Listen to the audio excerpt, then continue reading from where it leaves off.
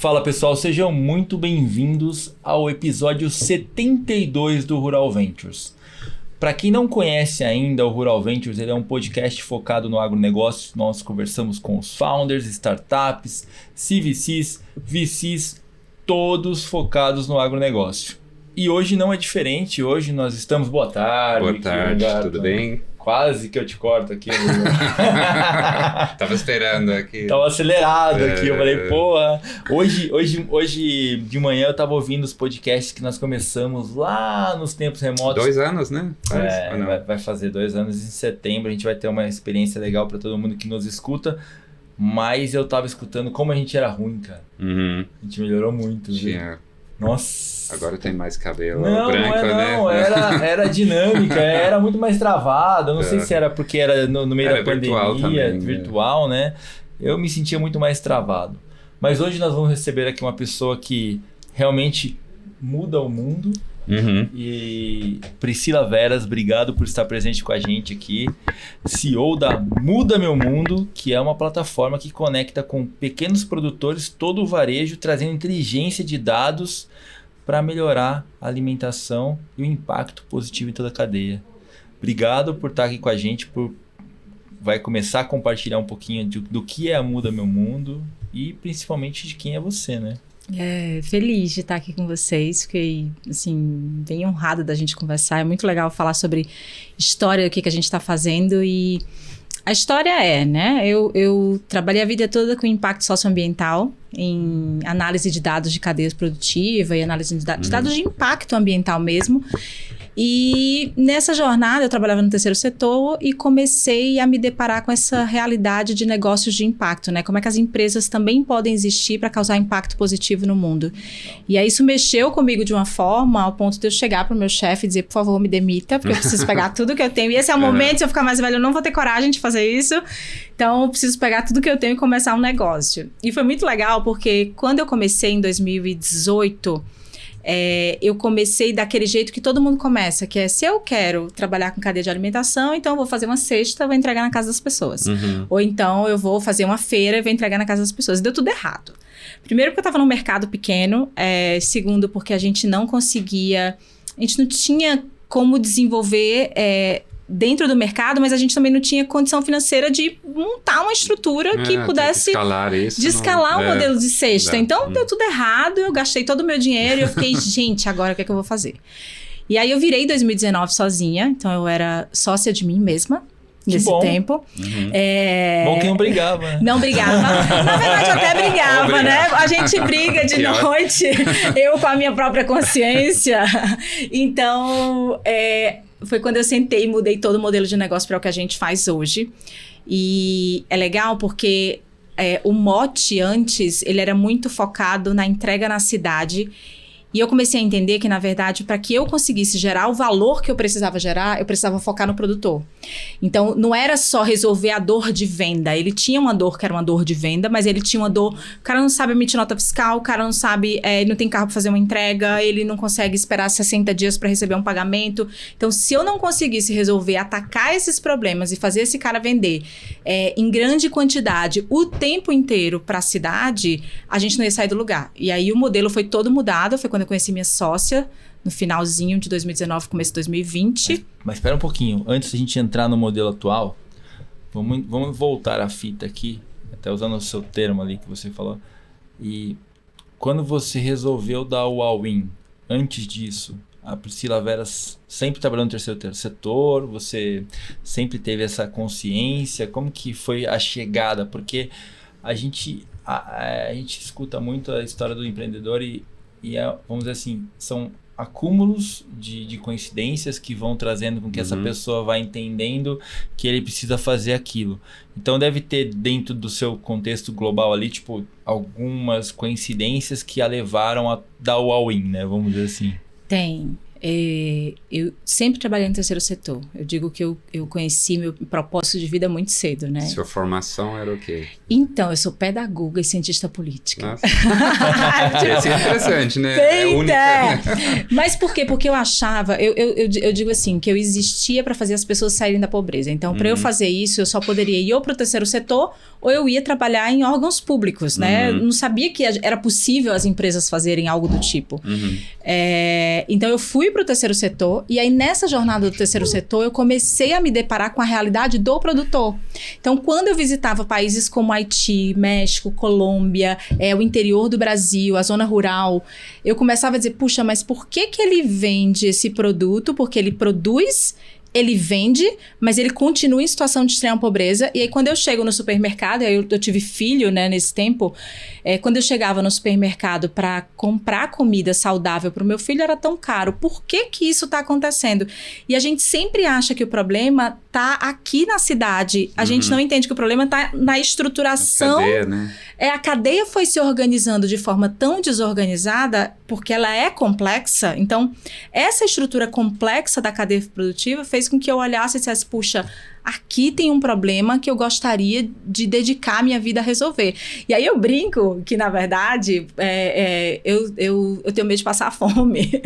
Porque eu acho que a comida é uma coisa tão preciosa. Na minha família, é uma coisa tão preciosa, essa coisa da alimentação, que eu disse, puxa, isso me chama a atenção de uma forma tão, tão intensa, que eu larguei uma carreira. Eu tinha uma carreira, eu era conhecida internacionalmente no que eu fazia, eu estava crescendo, e eu larguei tudo para poder me dedicar a começar um negócio do zero, do nada, sem ajuda, com meu próprio dinheiro, né? Então, mas imagina. você já estava imaginando um startup? Naquela época era... Não, eu não... Sabia o que era um startup? Não, eu não conhecia... assim, eu sabia o que era uma empresa de tecnologia, mas eu não tinha a dimensão do que era, essa coisa da escalabilidade, eu não tinha essa dimensão. Então, eu era gestora no terceiro setor, eu sempre trabalhei liderando grandes fundos do terceiro setor, né, de análise de dados de impacto e tal, geria milhões, mas eu nunca tinha feito milhões. Como é que eu faço milhões?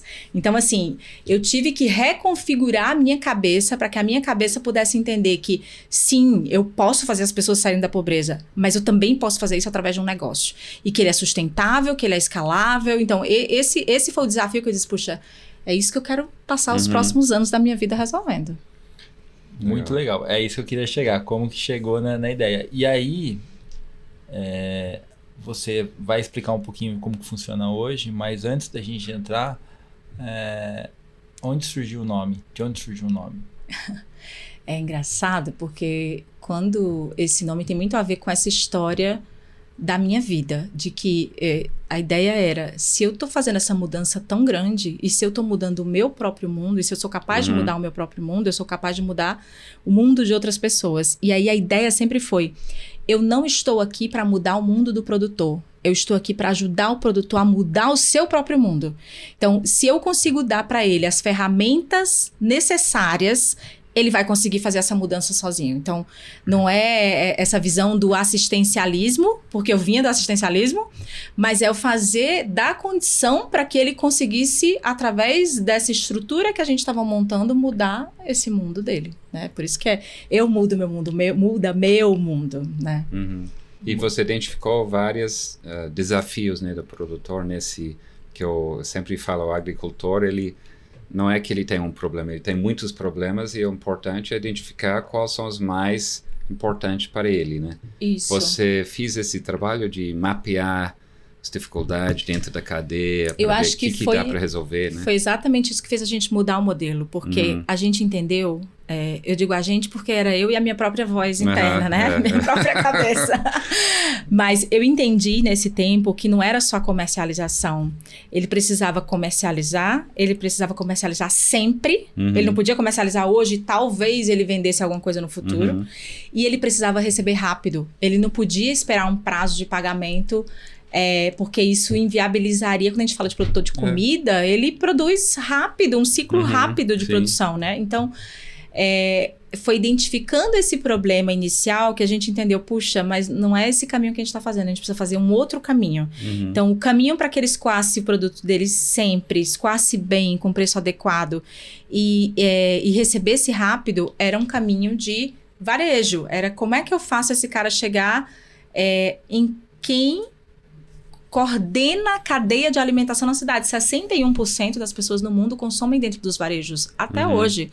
E mesmo que a gente fale do crescimento do mercado online, a gente também está falando desse mercado online do varejo. Então, os varejistas tradicionais também estão crescendo com o seu mercado online. Sim. E isso fez com que a gente disse, puxa, esse é um mercado interessante para a gente atender. Porque se eu atendo off, eu atendo online do mesmo cliente.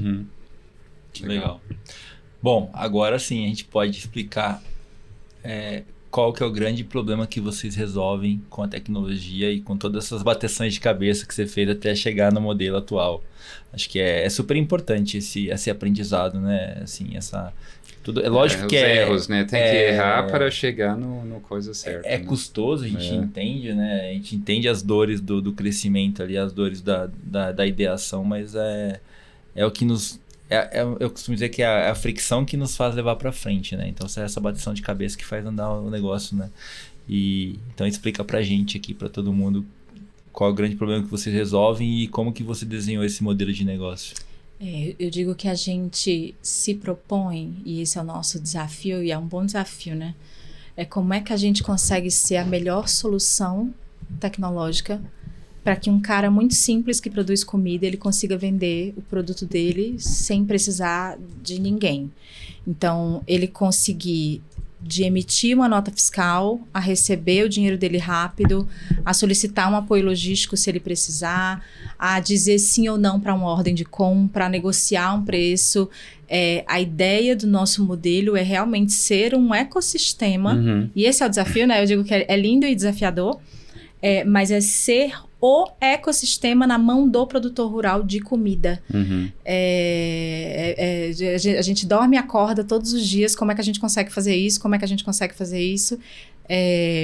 e isso faz com que a gente conseguisse perceber que esse modelo não se trata só de um modelo de comercialização. Eu preciso ter uma estrutura financeira que vai fazer uma aceleração de pagamento. Eu preciso ter análise dos dados desse produtor para que ele consiga ter acesso a um microcrédito com outro parceiro nosso. Então, foi através dessa jornada que a gente se entendeu como um ecossistema Farmer First. Então, toda a tecnologia que a gente entrega, ela tem a cara do produtor e o jeito do produtor. E esse foi um super aprendizado que a gente teve, que não adianta eu fazer uma tecnologia linda, que é um marketplace incrível, e esse cara não conseguir usar. Ele está na mão de um atravessador, que esse atravessador que vai usar por ele. Então, a nossa proposta de valor sempre foi como é que eu consigo ter robustez tecnológica, mas entregar isso de uma forma tão simples para esse produtor que ele consiga escoar a produção dele sem precisar de ninguém. E aí a gente fala que, assim, desde ele usar o WhatsApp dele de uma forma muito simples, que né, a Embrapa estava falando que 70% dos produtores já usam o WhatsApp para alguma forma de comercialização. Eu acho isso incrível. Só que a gente está falando de um cara que às vezes é semi-analfabeto. Ele não vai responder lá o dado que você está perguntando no WhatsApp, ele vai mandar um áudio. Então, eu preciso adaptar a minha tecnologia para olhar para esse produtor dentro da dificuldade dele e trazer esse cara para dentro da comercialização. Então, é um mega desafio, mas é um desafio, assim, que, puxa, é lindo. A gente vê isso acontecendo no dia a dia. E hoje, se você pensar com o tanto de aparato tecnológico que a gente tem hoje, né? Acho que é mais simples do que, vamos dizer assim, é custoso, é difícil, tudo, mas é mais simples do que há 2 anos atrás, há 3 anos atrás. Isso, né? a gente pensar, pessoal, quando a gente começou, o pessoal dizia assim, mas será que o produtor tem acesso à internet? Cara, tem. Se ele não tem, ele vai ter daqui a algum tempo. Porque não vai voltar para trás. A gente não vai deixar de ter acesso. A gente vai cada vez ter mais acesso. Então, esse cara vai cada vez usar mais um smartphone. E é legal porque... Ele já usa o WhatsApp, né? Ele já Quase usa. todo mundo. 70% usar o WhatsApp. Isso é muito legal. Então, assim, a gente está caminhando para isso. E a nossa proposta é entregar a tecnologia mais simples para que esse cara sozinho consiga resolver a vida dele. Acho que a gente com inteligência artificial, né, tá chegando próximo. Você cria um assistente comercial para ele achar a melhor forma de vender o que ele está vendendo, já resolve um problema grande, que ele sabe produzir e não sabe vender. Eu vi uma startup recentemente que não é nem focada no agro, mas a tecnologia deles se encaixa perfeitamente no agro. Você falar no áudio do WhatsApp, quero comprar XYZ, e ele transcreve, cria um carrinho de compra e você manda. Ele acha, né? É exatamente isso que a gente está fazendo agora. O melhor, esse novo teste, Turing Test, né, para inteligência artificial Se o robô, o inteligência artificial, pode gerar $1 milhão, aí ele passou o teste. Não é mais se ele consegue interagir sem você saber se é robô ou ser humano. Agora o teste é, ele pode ir lá e fazer $1 milhão Uau, sozinho, sem eu falar nada. Eu vi isso. Aí esse é um teste. Eu vi isso e até eu começo a divagar com a minha esposa no carro quando tá dirigindo, né?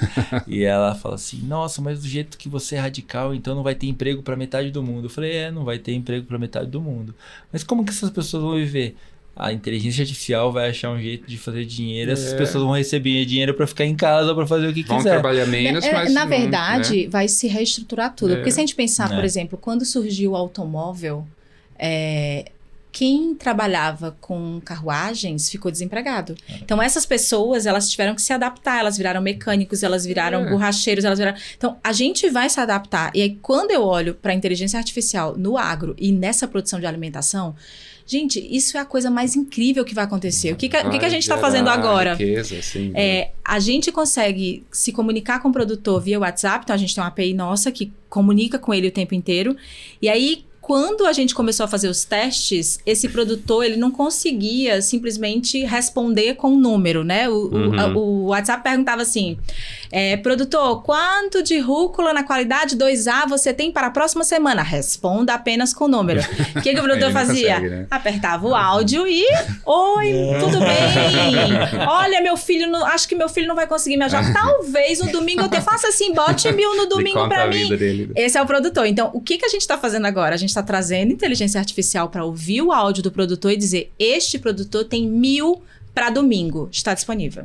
Então, isso vai fazer com que a gente fortaleça esse produtor que é mais simples. Tem produtores semi-analfabetos que eles estão usando o WhatsApp com áudio, porque ele não consegue ler. Então, você vai, do mesmo jeito que a inteligência artificial vai, talvez...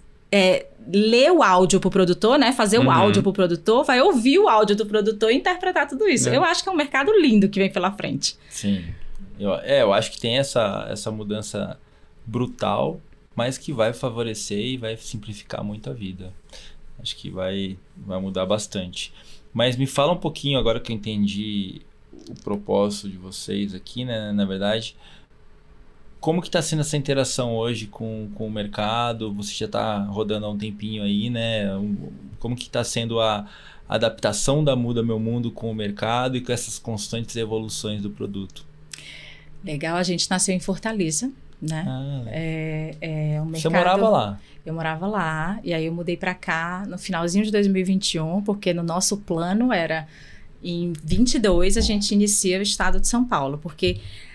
a ideia é, beleza, se eu aprendi aqui no Ceará que tem todas as dificuldades e uma realidade rural completamente diferente, pra você ter uma ideia, 52% do que chega na Ceasa do Ceará é de fora, não é de lá, não é produzido lá. Entendeu? Então, assim, é uma realidade rural muito, muito mais simples do que a realidade do Sudeste. Então, se a gente conseguiu encontrar um modelo lá, como é que a gente fazia para replicar isso aqui em São Paulo? Então, já foi um primeiro teste para a gente entender se isso fazia sentido em realidades diferentes. Um produtor mais tecnificado, um mercado mais robusto. Como é que a gente fazia tudo isso acontecer? E aí, esse crescimento, né, essa mudança de estado, a gente continua operando no Ceará, e opera aqui. Né? O produtor que produz no Ceará produz exclusivamente para o Ceará, o produtor que produz aqui, ele produz exclusivamente para cá. E o que está acontecendo é que a gente está tendo muitos produtores de outros estados que já nos procuram e dizem, puxa, eu já mando um caminhão para São Paulo.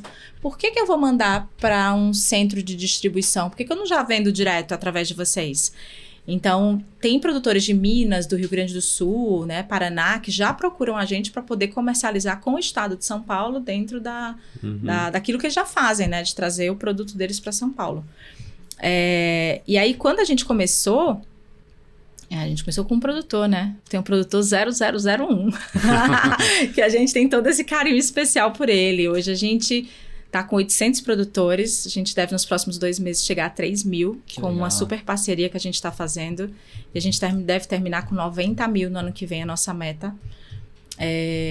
A gente encontrou um caminho de captação desse produtor que não é um caminho trivial de startup, né, que a gente acha que, como é que eu vou fazer a aquisição de um seller? vou inserir, vou, né, botar dinheiro no Instagram, vou fazer anúncio. Isso não funciona para o agro nesse ponto desse produtor, né? Então, a gente desenvolveu uma metodologia de aquisição focada em Member Get Member, influencers locais, em parcerias estratégicas. São desde parceria com o Sebrae, que de uma leva traz 100 produtores. É uma parceria com instituições bancárias que traz um monte de produtor. Então, a gente está conseguindo entender que esses parceiros estão enxergando na gente uma oportunidade de, junto com a gente, transformar a vida desse produtor. Então, a gente consegue trazer esse produtor parceiro para dentro da base, a gente consegue analisar todos os dados, a gente consegue gerar uma eficiência também de impacto socioambiental. E isso é muito legal, porque quando a gente começou, a gente trabalhava exclusivamente com orgânico, né? Além do mercado do orgânico ser um mercado muito pequeno quando a gente pensa em escala, a gente foi muito questionado pelos produtores, porque o produtor convencional dizia pra gente, puxa, o cara do orgânico é todo articulado, e eu? E eu vou vender pra quem? O cara que chegou no orgânico é o cara que já investiu muito mais do que... E eu vou vender, né, pra quem? Uhum. E aí, quando a gente abriu para o mercado do convencional, a nossa ideia inicial era como é que eu avalio o nível de sustentabilidade desse produtor quando ele vende através da gente.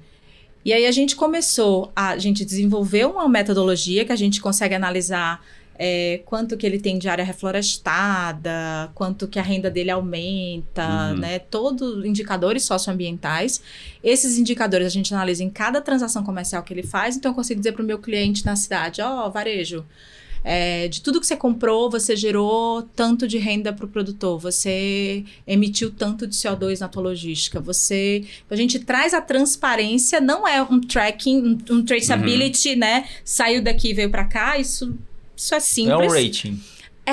Exatamente. A gente consegue dizer, esse teu produtor, ele tá dizendo que ele tem um contrato assinado que ele é contra trabalho análogo à escravidão. Esse cara tá se comprometendo. Você tá se comprometendo, mas esse cara também tá. Então, essa análise de dados fez com que a gente entendesse profundamente a dor do produtor. E aí, nesse entender profundamente a dor do produtor, a gente fica doida, né? Porque somos duas mulheres. Então, a gente fica louca, porque são muitas dores que a gente precisa resolver. A gente precisa decidir... Foco. Mais crítico. O que é vital para esse produtor.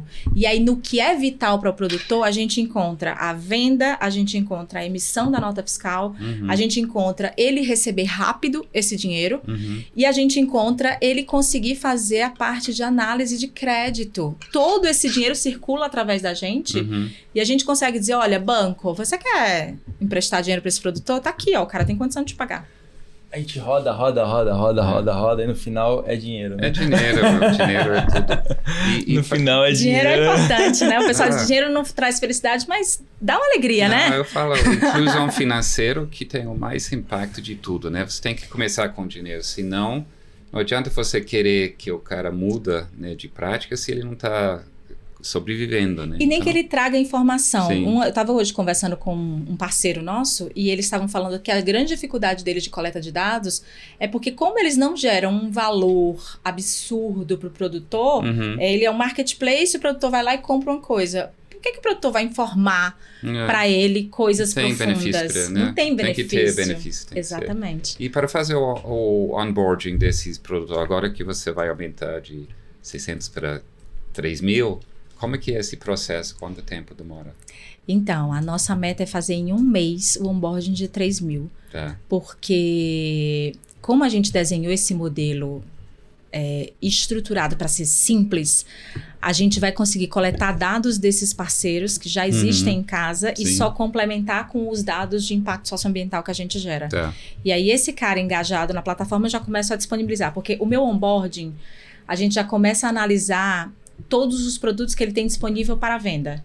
E aí, quando passa dessa parte do onboarding, a gente já começa a parte do engajamento. Então, já tem aqui um pedido para você. Olha, já tem... Então, é mais fácil. E esse feito, você falou pelo robozinho de vocês, ou automático, algoritmos, né? Não é feito um por um, né? Manualmente. Então, era...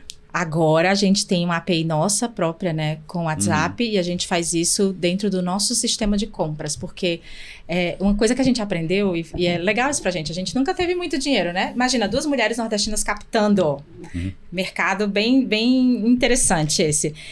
Então, como a gente nunca teve muito dinheiro, a gente sempre fez testes de coisa offline. Então, a gente usava Excel, a gente ia, fazia teste. Depois que a gente tinha certeza que aquele era o caminho, a gente entrava e programava. Então, isso fez com que a gente conseguisse fazer mais barato todas as coisas que a gente implementou, entendeu? Então, a gente aprendeu de forma manual. E aí, quando eu comecei, eu não era de tecnologia. Eu comecei manual. Né? No começo era meu carro com a carrocinha atrás, indo lá no produtor buscar produto e levando para o supermercado. Não, mas você aprende outras coisas nesse processo, né? Que se você já vem com tecnologia, tentando resolver o problema, você, na verdade, não conhece muito bem o problema, mas desse jeito você conhece. Isso. Essa é a questão. E a verdade é assim, você está aprendendo na dor. É a melhor forma de aprender. É a mais dura, né? É a mais dura. É a melhor forma de aprender. É difícil, mas vale a pena. No futuro você exato. vai entender. E aí, quando a gente olha, por exemplo, para o que a gente aprendeu e a gente vê o pouco que a gente captou até hoje, né? Assim, comparando com muitas outras startups. O pouco que a gente captou e o que a gente conseguiu desenvolver em termos de análise de dados de cadeia produtiva. Puxa, foi muito valor. Isso foi feito na mão. A gente testou na mão, fez vários meses na mão para a gente ter certeza que era aquilo e aí sim a gente entrar em programação. É o melhor formato, né? E aí hoje a conexão ela está se dando do lado do produtor e aqui na ponta da venda. Como que vocês conectam com os grandes varejistas? Isso é legal, porque o nosso sistema de compras, ele... Não só o varejo, mas as startups também conseguem usar a gente para poder chegar no produtor. Ah, que legal. Então, o que a gente entrega para a cidade é um sistema de compras simples, mas robusto, onde ele consegue dizer assim, eu preciso de abobrinha italiana na qualidade 2A. E ele consegue abrir o mapa e identificar onde que estão esses produtores com essa abobrinha italiana na qualidade 2A. E isso faz com que tanto um varejista grande consiga usar, como um médio, como as startups que vendem para os pequenos, né? Pequenos ou restaurante, eles já estão conseguindo... Que faz o combo, né?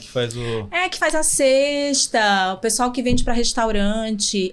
O nosso objetivo, a gente fala muito assim, como a gente é Farmer First... o nosso foco está no começo da cadeia, agregar valor para o produtor, ser a melhor tecnologia para esse cara. A cidade, ela vai precisar usar a gente para poder chegar lá no produtor. Então, a gente criou uma base tecnológica para que essa cidade consiga usar a gente para chegar no produtor. Então, a gente hoje não tem centro de distribuição, não tem estoque, não tem carro de logística, a gente não compra produto para vender, a gente recebe a ordem de compra do nosso cliente, envia para o produtor que tem match com esse cliente, o produtor colhe e o produto já sai para ser entregue no supermercado. Isso é um mapa de calor, onde tem a oferta, é isso? Na verdade, quando a gente pensa no nosso crescimento no Brasil, a gente olha a oferta e a gente também olha as áreas que têm maior produtividade de comida. Então, a gente fez um mapeamento olhando toda a área produtiva do Brasil de comida versus onde existe maior venda de varejo. E aí, a gente sabe que 8,5% da venda do varejo hoje é só FLV. Né? Às vezes é até mais, dependendo do mercado. Mas imagina que um mercado como São Paulo, ele tem um faturamento de varejo de 139 bilhões ano, 8,5 é FLV, é fruta, legume e verdura. E aí faz com que a gente consiga se posicionar nesses lugares, encontrando o produtor, né? O match perfeito. É aquele, traga o produtor amado em 3 dias, né? É quase isso. E aí a gente consegue fazer essa conexão dentro dos próprios estados. Legal. E vocês estão fazendo conexão com as cooperativas ou nesse ramo de FLV não tem tantas cooperativas fortes? Tem muitas cooperativas, não são tão fortes, mas tem algumas cooperativas bem fortes. A gente gosta de fazer parceria com a cooperativa. A gente não tem problema com isso. Às vezes o produtor prefere não fazer com a cooperativa, porque acaba que um pouco do dinheiro dele também está indo para a cooperativa. Mas a gente gosta porque condensa, né, a produção, você consegue mandar uma ordem de compra. A grande questão para a gente está na transparência. Eu entendo a cooperativa como um elo. Como é que eu desvendo o que está por trás? Porque eu preciso saber que essa banana, ela vem da Maria, não da cooperativa, porque a cooperativa não planta.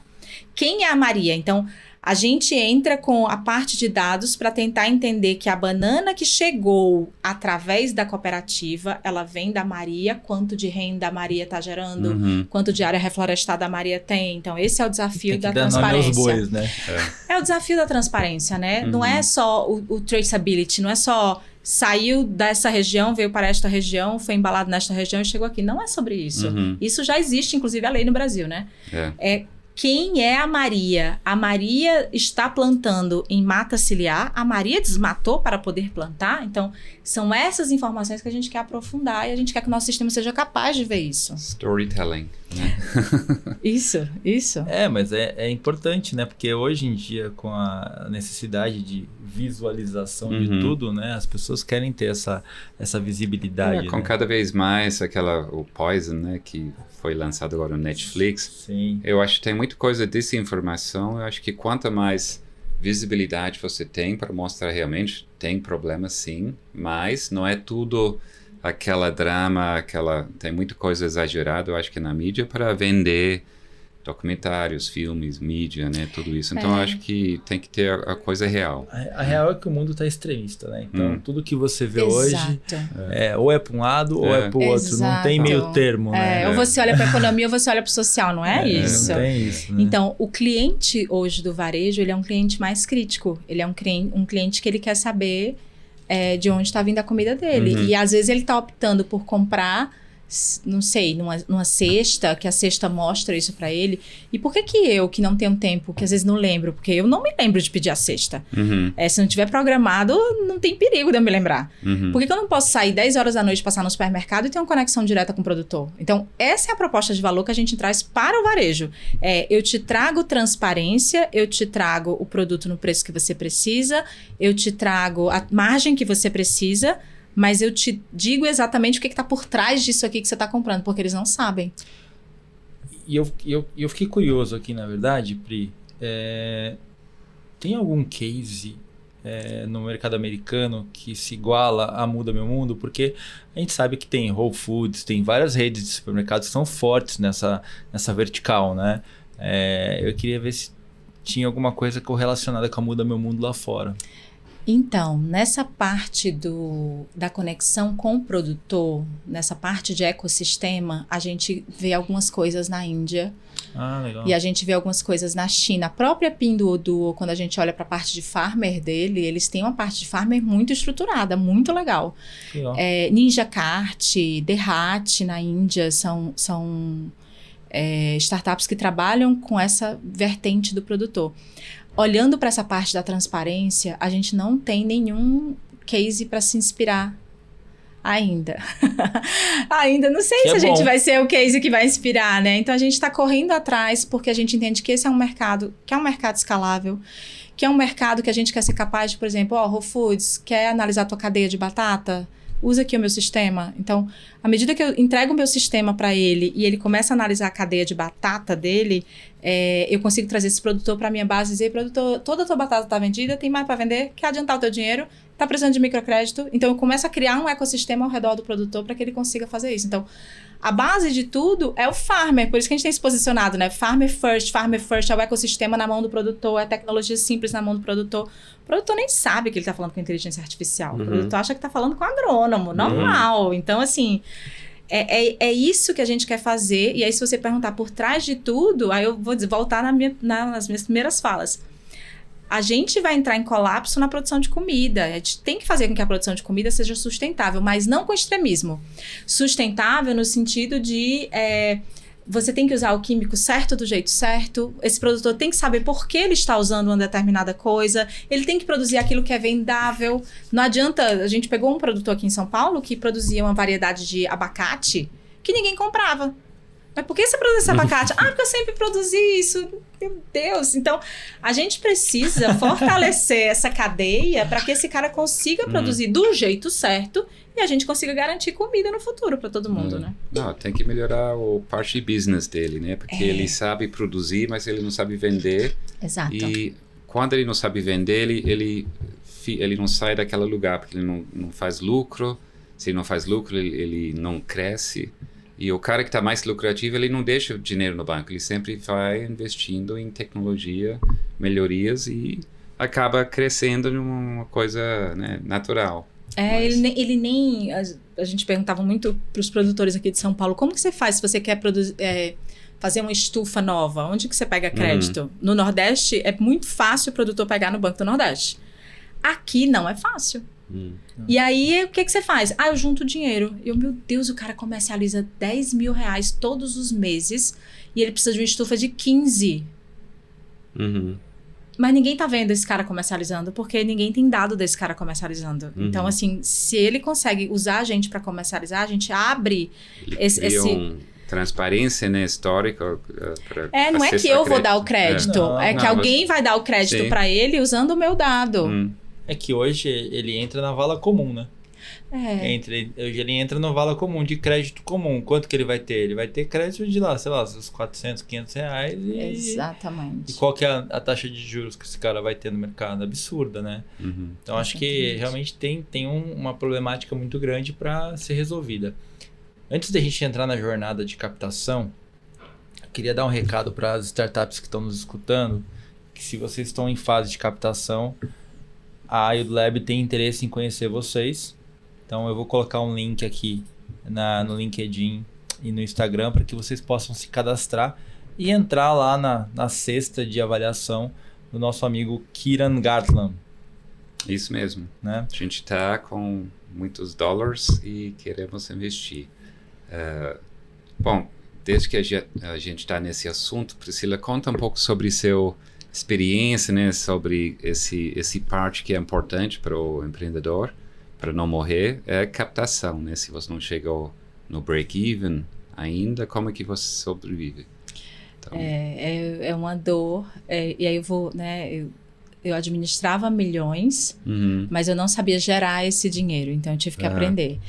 E aí eu lembro que a primeira vez que eu fui captar, primeiro que eu não sabia nem fazer o deck direito, né? O pessoal falava, você tem... Aquela todo jargão, né? Bonito de startup que a gente tem que aprender. É muito comum isso. E o seu deck... né? Eu tive que aprender, então eu tive que apanhar muito para poder... O deck da piscina tá lá em casa. Nem tem deck. Nem tem deck. E a gente teve que apanhar muito. E eu lembro quando a primeira captação que a gente fez foi com uma amiga. Então Não, melhor forma. Tô sonhando, amiga, me ajuda. Essa coisa de ter amigo rico é bom, né? Amiga, me ajuda, amiga ajudou, colocou dinheiro. Foi quando a gente começou realmente a mudar o modelo de negócio e a fazer o que a gente precisava fazer. Mas eu lembro quando eu comecei, e eu tava em Fortaleza e eu vim pra cá. E as pessoas olhavam pra mim e faziam, então, quando você validar o seu modelo, você volta aqui pra gente conversar. Eu falei, mas eu tô fazendo em Fortaleza já. Quem faz em Fortaleza faz em qualquer lugar.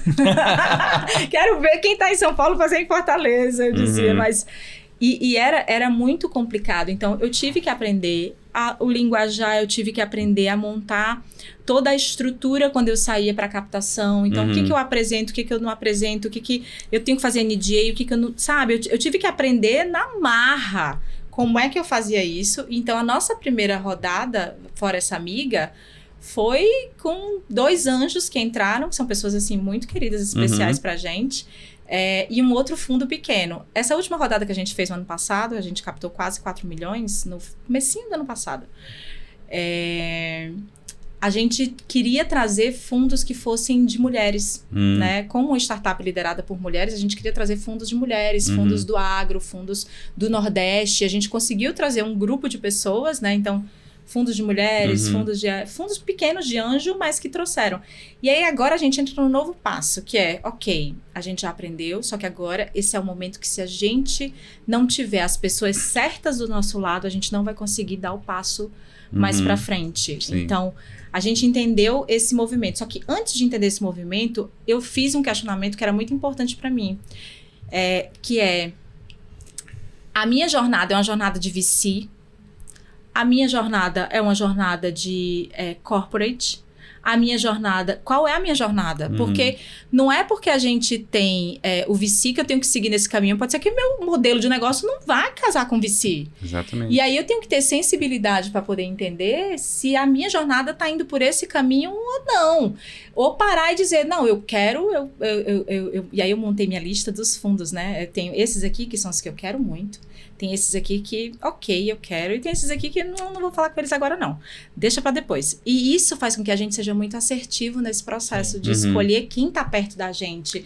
Porque não é o fundo só que escolhe a gente também escolhe. E tem que ser um bom fit para os dois, né? E às vezes o empreendedor tá tão desesperado por dinheiro, e essa é a maioria das vezes, que a gente não escolhe, a gente pega quem aparece pra gente, entendeu? Isso é muito duro. Essa é a falta de planejamento. Se você chega no ponto de, tem runway de 1 mês, 2 meses, aí já perdeu esse timing para fazer fundraising com VC, pelo menos. Isso. Talvez um anjo ainda você tem chance, mas tá deixando, né, o investidor profissional, ele quer ver um runway pelo menos de 6 meses. 6 meses, E não é só investimento também, né? Vamos falar assim, o Venture Capital por Venture Capital não é só investimento, né? Exato. A pessoa tá lá para ajudar, para ser hands-on, para colocar a mão na massa, para tentar, vamos dizer assim, agilizar o processo ou ajudar nas conexões no go-to-market. Eu acho que isso que eu acho que é o valor. Então, por exemplo, quando eu vejo esse momento que a gente está agora,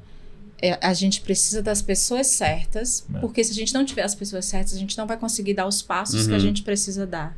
Então, não é mais só sobre dinheiro. E aí eu volto, falando muito para o empreendedor, né? Também não adianta só correr atrás do fundo para poder bancar o seu dia a dia. O dia a dia tem que ser bancado. Sim. A operação tem que estar brequivada. Eu tenho falado muito pro meu time isso, né? Viabilidade é palavra de ordem. A gente tem que ser viável o tempo inteiro. Captação é para crescimento. Então, a gente capta para investir em tecnologia, a gente capta para abrir vários outros estados, a gente capta para isso. Então, olhar a viabilidade do negócio talvez seja a coisa mais importante que a gente precisa fazer antes até de começar a captar, né? Porque... o Unit Economics... depois que eu aprendi o que era Unit Economics, é isso aí. E também o trabalho que a gente faz como investidor profissional, a gente já vai ajudar você a mapear esse caminho de captação, porque a gente sabe qual é o perfil do próximo investidor que vai investir em você e como ele vai ajudar você. Então, por isso, quando a gente está escolhendo startups, a gente também pensa no próximo investidor, o que ele gosta, o que ele está buscando, e a gente ajuda, o startup chega nesses investidores, né?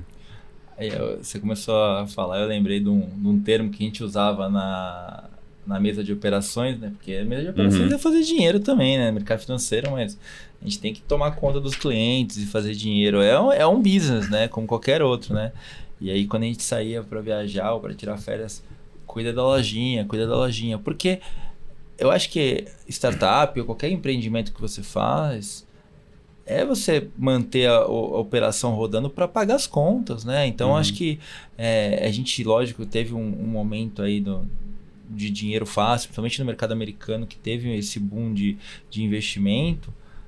E aí o pessoal meio que se perdeu na linha ali e achou que era regra para tudo, né? Então todo mundo é igual, né? Não, essa disrupção, o moonshot, né? Que eles falam, pode justificar até que nem o Uber, várias assim, exemplos. Fez lucro só agora. Então, eu estou falando, mas no final é coisa legal, né? Que deu certo, mas disruptou, não é todo startup que tem que seguir esse modelo, não é toda startup que fez isso acontecer que dá certo. Então, assim, eu acho que a gente olhar para o mercado como está hoje e talvez pensar de uma forma mais tradicional, no sentido de, puxa, uma empresa tradicional como um salão de beleza, ela tem que brequivar todo dia para poder pagar as contas. Então, a gente precisa olhar para isso, sabe? Eu acho que essa jornada de captação, a gente precisa entender que a gente está vivendo um novo mercado, é um novo momento, viabilidade é a palavra de ordem para todo empreendedor e que a gente precisa captar para crescer, só que entendendo como é o processo de crescimento e não crescer a qualquer custo. Eu preciso entender qual é o meu Unit Economics para eu poder replicar esse modelo infinitamente, né? Infinitamente. Então, assim, é uma jornada e a gente não sabe, isso que você falou, Kira, é muito importante, que o próprio empreendedor às vezes não sabe qual vai ser o próximo passo. Eu não sei qual vai ser o próximo fundo daqui a tanto tempo. Então, se a gente tem um VC que olha pra gente e diz, eu vou fazer aqui porque daqui a tanto tempo, isso é maravilha. Porque o anjo, ele investe normalmente porque ele gosta daquela ideia. Isso. Não é um dinheiro que vai fazer tanta diferença para ele, não está um investidor profissional financeiro que ele está entrando e dependendo daquele retorno, ele investe assim por paixão. E ele não está sabendo quem vai ser a próxima, ele nem pensa nisso normalmente. Quando ele investe, ele gosta do empreendedor ou da ideia, né, do business. Né? E acho que tem um ponto que é super importante que a gente tem que destacar aqui, porque o timing do agronegócio ele é diferente. A gente não pode comparar Uber, sim, esses Zoom, modelos de esses outros modelos setores. De negócio. Não dá para comparar, não dá para eu comparar. Com o que eu tava falando esses dias, eu falei assim, cara, eu não vi uma pessoa comparando o SaaS puro com o SaaS do agro. Não existe isso, cara. A rotatividade de produção é totalmente diferente. A adoção de tecnologia do produtor, até das empresas do agro, é totalmente diferente. Então, a gente não pode comparar a banana com o abacaxi. A gente tem que trabalhar com o agro. O agro é esse. Então, não dá para comparar, não dá para colocar na mesma linha de pensamento. Eu acho que isso vale até para a gente da própria Venture Capital. Cara, quem trabalha com agro, trabalha com agro. Não dá para comparar com outras verticais, entendeu? Acho que isso é super importante. Eu tenho falado muito que pra gente, esse momento que a gente precisa de investidores do agro e de impacto. Precisa entender essa parte da transparência para ajudar a gente nesses próximos passos, mas precisa ser do agro, porque se não for, não vai entender o que a gente está fazendo. Não é mesmo, não é igual, não é um marketplace qualquer, não é. Não funciona. Então, acho que a gente tem que estar com isso muito, muito na cabeça. Quando as pessoas vêm até comparar Unity Economics, foi por isso que eu bati. O cara veio e fala, não, mas aqui ó, o múltiplo tá esse e o múltiplo do SaaS puro é esse. Esquece, cara. SaaS puro não é SaaS do agro, cara. Exato. Não dá para falar. Até o próprio fintech é diferente, porque é sazonal também. Tem épocas que o produtor precisa, tem épocas que ele não precisa. Então, não é uma coisa constante, né? Que em outras áreas. É totalmente diferente. Tudo é diferente no agro, né? A adoção de tecnologia. Então, acho que a gente tem que partir do pressuposto que... É lógico que a gente tem que se preparar. Eu acho que o Kylian sempre toca nesse ponto e eu sempre gravo muito bem. A gente tem que se preparar para o momento de passar o bastão para um fundo que vai ser maior, agnóstico, que a gente fala, um fundo internacional. Mas a gente tem a responsabilidade de falar, cara, a gente tem que saber do que a gente está falando. Isso. Então, a gente tem que saber do agro, a gente tem que saber como se comportar com o agro, com todas essas relações. Então, não dá para ficar misturando. Acho que é super importante. Acho que o que você fez ali de selecionar com quem você quer conversar é super, super importante. Mas me conta um pouquinho...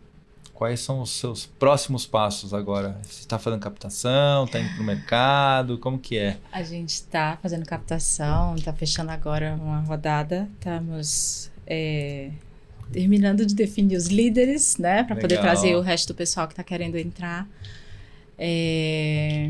A ideia agora é crescimento, né? Dentro do estado de São Paulo, dentro do estado do Ceará. E muito focado em tecnologia, né? Então, a captação que a gente está fazendo, ela é 60% focado em desenvolvimento de tecnologia, que hoje eu digo que é o nosso gargalo. Nosso gargalo não é time, a gente já entendeu que a gente ter estrutura tecnológica vai fazer com que a gente corra muito mais. Então, a gente está muito focado nisso. E aí que eu falei, né? A gente vai... Imagina, eu tenho 800 produtores, vou para 3 mil em 2 meses. Vou para 90 mil no ano que vem. Então, a gente está... entendendo a nossa tecnologia para que ela seja apta a receber essa escala de produtores, né? Se é o sonho grande, é 33 milhões de produtores nos próximos 5 anos, né? Que a gente, se é para sonhar grande ou pequeno, vamos sonhar grande, que a gente existe para isso. Mas a gente está nesse processo agora, conversando com alguns fundos, também fundos internacionais, que estão exatamente com essa pegada de puxa, essa coisa que vocês estão fazendo de transparência de cadeia, isso tem um valor grande. Então, a gente está sendo bem procurado por fundos internacionais também para a gente conversar sobre isso. E seu modelo também depende muito de parceiros, né? Na parte logística, vocês não tocam tudo sozinho, então você tem parceiros como que você prepara também o parceiro para escalar, né, no mesmo ritmo? Isso é legal, porque assim, a gente tem microempreendedores de logística. Então, em cada região onde a gente está, a gente tem vários pequenos parceiros de logística que conseguem se engajar e monetizar através da gente. Geralmente, esse cara, ele era um atravessador. Então, ele está deixando de ganhar como atravessador e está ganhando como um cara de logística. Normal, né? Como com o carro dele. E aí, a gente montou um modelinho também que a gente consegue fazer um onboarding desse cara de logística. Então, não importa se ele está no Ceará, se ele está em Brasília, ele vai conseguir receber as informações do onboarding. A gente tem uma plataforma de aprendizagem que a gente fez para esse... motorista de Uber, né? Então, isso, ele tem um onboardingzinho que ele faz, ele sabe o que ele tem que fazer, ele sabe que ele tem que avaliar a qualidade inicial do produto antes de fazer a entrega. Então, ele é o responsável por isso.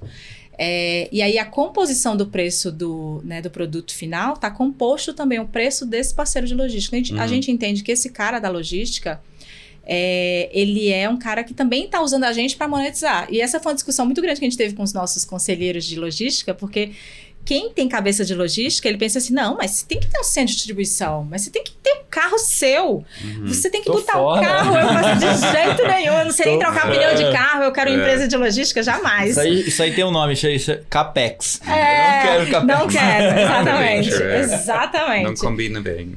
Porque nós queremos ser tecnologia, a gente não quer ser isso. Então, a gente conseguiu desenvolver um modelo onde se eu abrir agora em Ribeirão Preto, eu consigo ter parceiros de logística em Ribeirão Preto para pegar... Ele já existe, essa pessoa já existe. Eu só vou fazer ela monetizar através de mim. Então, e é isso, esse ecossistema que a gente fala é nesse nível, entendeu? Legal, e tá sendo muito...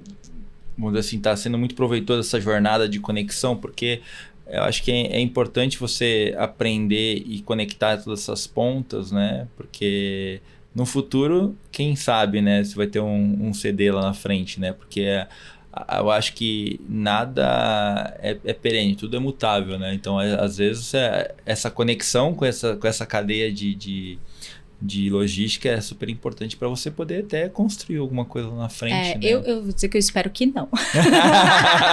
Eu espero não ter CD, eu espero não ter CAPEX nenhum. Mas, assim, a gente entende também, e aí isso para mim é uma coisa, assim, enquanto empreendedora, né? Eu estou aqui para resolver um problema. Sim. Se eu identificar que o que eu estou fazendo hoje não está resolvendo o problema do meu cliente, e esse cliente é quem está pagando as contas, eu preciso resolver o problema desse cliente. Então, eu não acredito em entrega de tecnologia por tecnologia. Eu preciso entregar a tecnologia na medida certa para resolver o problema de alguém, e esse alguém querer pagar para usar essa tecnologia. Então, se eu precisar mudar o modelo de negócio 1000 vezes, né? Para resolver o problema desse farmer, a gente vai fazer, porque a gente precisa encontrar esse caminho de resolver o problema dele e trazer a transparência, né? Então, eu digo que é sempre resolver o problema do farmer, trazer transparência. Resolver o problema do farmer, trazer transparência. É isso. Estava tendo uma tecla aqui super importante, que eu acho que o mercado está acordando agora para essa parte de política, processo, procedimento e transparência, porque isso não existia antes. E vou te falar que não existia nem em cadeias maiores, e acho que você está começando por uma que acho que seria a última da fila. Porque até chegar lá, né? Se você olha para a política, processo, procedimento e transparência dentro de organizações maiores, ainda não tem algumas que não existem isso. Você está começando por uma ponta que acho que seria a última da fila, assim, né? Tanto que a indústria está procurando a gente. A gente tem várias empresas, indústrias procurando, dizendo, puxa, eu não tenho a transparência da minha cadeia. Eu não sei quanto eu gastei de CO2. Eu não sei se é uma mulher ou um homem que está vendendo amendoim para mim.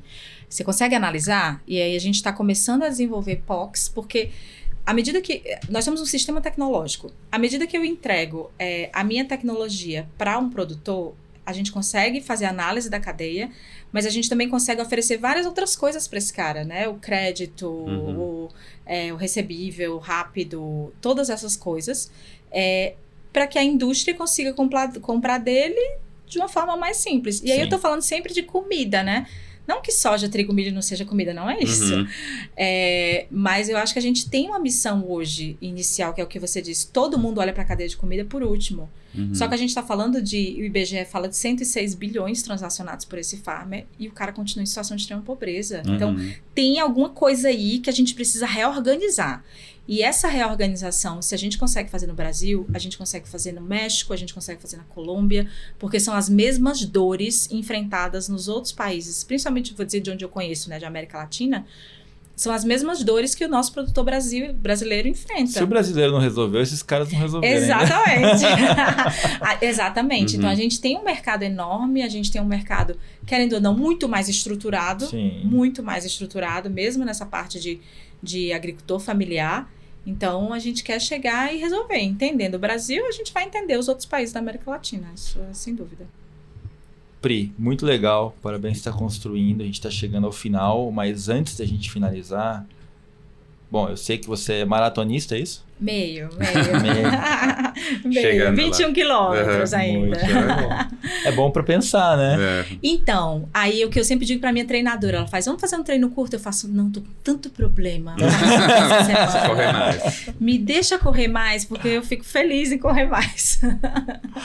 Legal, não, mas é muito bom saber isso. E eu queria te perguntar, primeiro, que tipo de conteúdo você consome para se atualizar, para ler sobre o mercado, ou até mesmo para... que eu sei que você já trabalhou no terceiro setor, então você deve consumir muita leitura, porque o pessoal lê muito, né? Como que você se atualiza em relação ao mercado hoje? Então, eu estou sempre LinkedIn e Twitter seguindo quem está no meu mercado, principalmente, né? Em primeiro lugar, quem está falando de agro, quem está falando de tecnologia. Então, eu busco muito conhecimento através dessas duas plataformas, né? LinkedIn. Twitter é mais uma coisa, né? Spotzinhos que você fica sabendo, aí você vai atrás da notícia. Eu leio muito, mas ultimamente eu tenho lido muito livro mais técnico, livros de marketplace, livros de estruturação de network effects, né? Muito mais nessa área. Então, eu busco informação desse jeito. Então, eu sigo as pessoas, eu olho o que elas estão falando e aí eu vou cutucando para entender. Como eu falei, né? Eu não sou do agro, eu não sou agrônoma. Então, eu procuro entender de uma forma muito plural o que é esse agro. Então, desde olhar para a agroecologia, para olhar para uma grande plantação de soja, eu quero saber desse movimento, porque esse movimento impacta no que eu estou fazendo. Então, eu busco esses conhecimentos, né? Muito bom. Seguir quem faz. Muito bom. É importante, super importante. Até uma coisa que a gente tem escutado muito aqui no podcast recentemente, começou acho que uns 4, 5 episódios para trás, e aí eu pergunto para a pessoa como que você se consome conteúdo, né? E acho que tem sido assim, batata, assim, né? Vamos falar de FLV, tá sendo batata, assim, né? Eu busco conhecimento me conectando com as pessoas.